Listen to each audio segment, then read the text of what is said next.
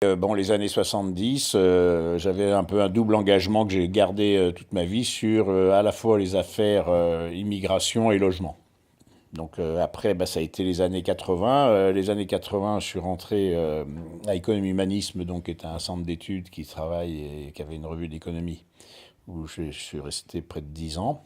Et bon, puis en 85, j'en ai eu marre de faire des études, des rapports de recherche et compagnie d'études.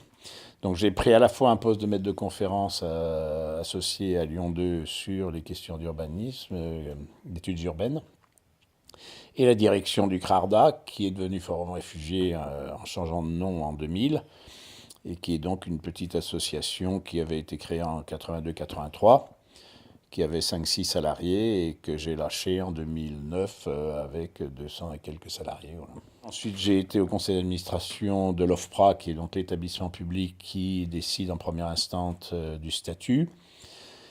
J'ai été conseiller technique de Jacques Barrot à Bruxelles sur les directives asile.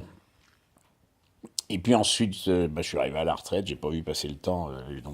Puis j'ai été donc élu au Grand Lyon, où j'ai été vice-président au logement et puis ensuite à la politique de la ville. Du coup, le HCR avec lequel j'avais beaucoup travaillé m'a demandé de reprendre un peu de boulot comme juge assesseur à la Cour nationale du droit d'asile, où je suis encore, où je siège encore une fois par mois.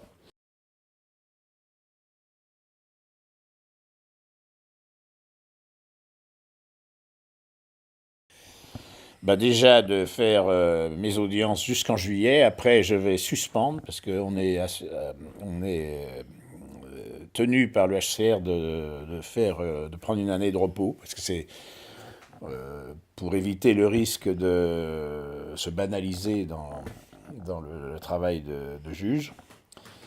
Pour le moment, mon seul retour en politique, que je n'ai d'ailleurs jamais quitté, consiste à convaincre tous ceux que je peux convaincre, et peut-être tout d'abord qu'il n'est pas nécessaire que ce Gérard Collomb se représente en 2020. Et donc, à part ça, pour le moment, je m'en tiens à ça.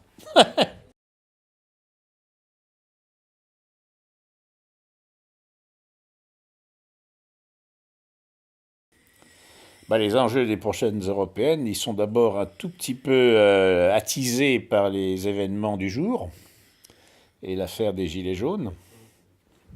Par moments, je me dis que si, puisque finalement, un des enjeux de ce conflit des Gilets jaunes, c'est la fiscalité, je me disais que un des grands problèmes européens, c'est de faire converger les fiscalités, voire même d'en créer de nouvelles, ou entre autres sur la taxation des flux financiers, sur lequel on n'arrive pas à se mettre d'accord avec les autres pays européens parce qu'il y a une sorte de concurrence négative. Et je me disais que sous réserve des risques que représente ce mouvement, parce qu'il y a des risques de dérive populiste, etc., mais il y a un fondement à leur problème qui est tout à fait réel, une inéquité fiscale.